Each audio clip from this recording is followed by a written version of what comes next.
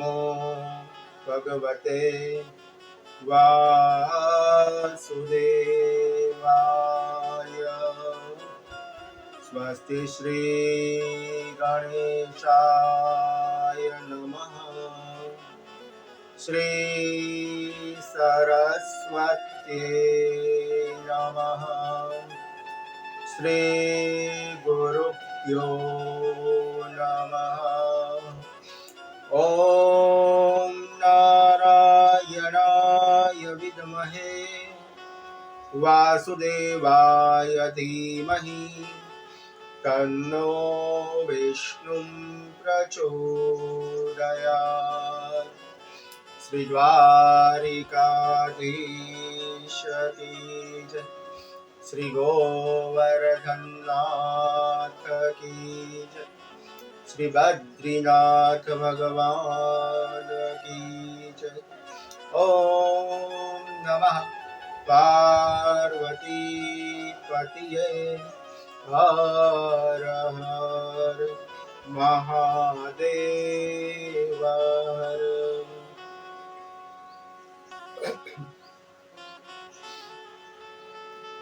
કામદા એકાદશી આજે આપણે પદ્મ પુરાણ અનુસાર કામદા એકાદશીની વ્રત કથા અને તેના મહિમાની ચર્ચા કરીશું, જેમાં ભગવાન શ્રી કૃષ્ણ અને યુધિષ્ઠિર મહારાજનો સંવાદ છે.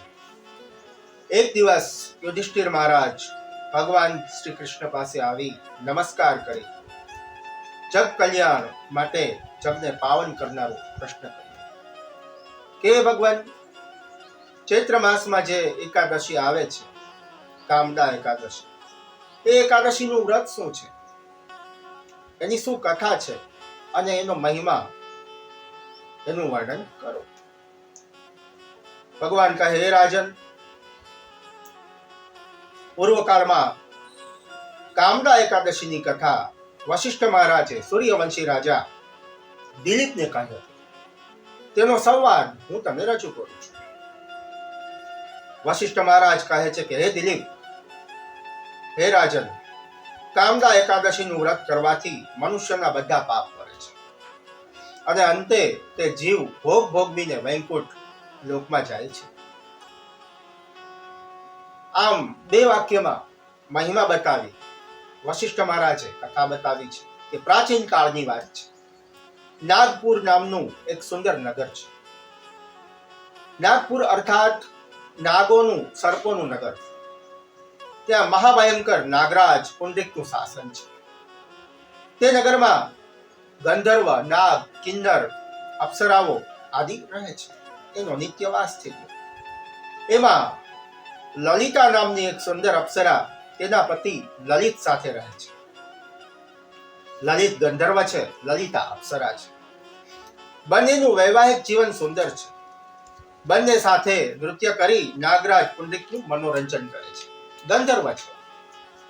એક દિવસ ગંધર્વ લલિત તેની પત્ની લલિતા વગર નૃત્ય કરવા માટે આવ્યો. નૃત્ય કરી રહ્યો હતો. નૃત્ય કરતા કરતા તેનું મનમાં તેની પત્ની લલિતાનું સ્મરણ થયું. વિકાર આવ્યો. નૃત્યમાં ભૂલ થવા લાગી. તો નાગરાજ પુંડરીકે તેને રાક્ષસ થઈ જવાનો મહાશ્રાપ આપી દીધો. ગંધર્વ લલિત અસુર અતિ દુઃખી થયો. ઘરે ના ગયો, જંગલમાં ભટકવા લાગ્યો.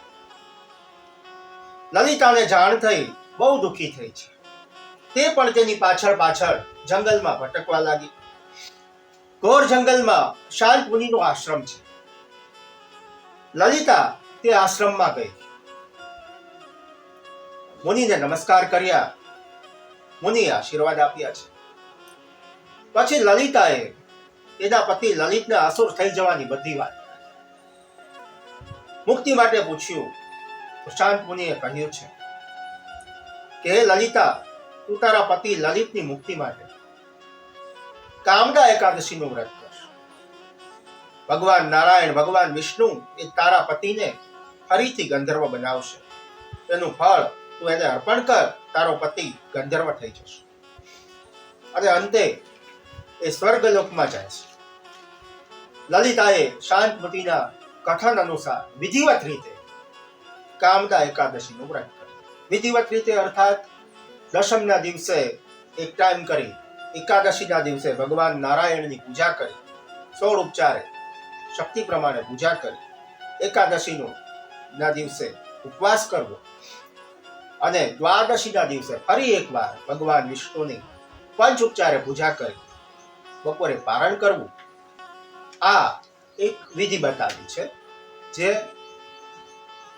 પદ્મપુરાણ અનુસાર બતાવવામાં આવી છે. આવી રીતે વિધિવત રીતે વ્રત કર્યું લલિતાએ, તેનું પુણ્ય તેના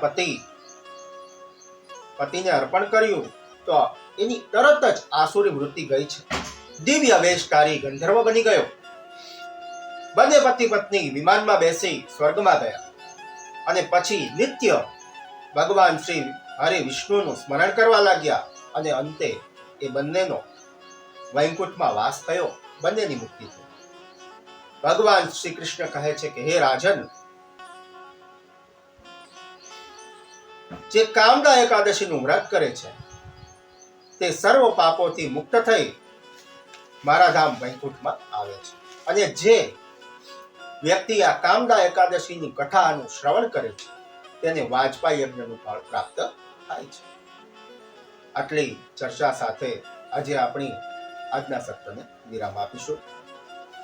ફરી મળશું આવતી એકાદશી. ત્યાં સુધી ઓમ અસ્તુ. ઓમ નમઃ શિવાય. ઓમ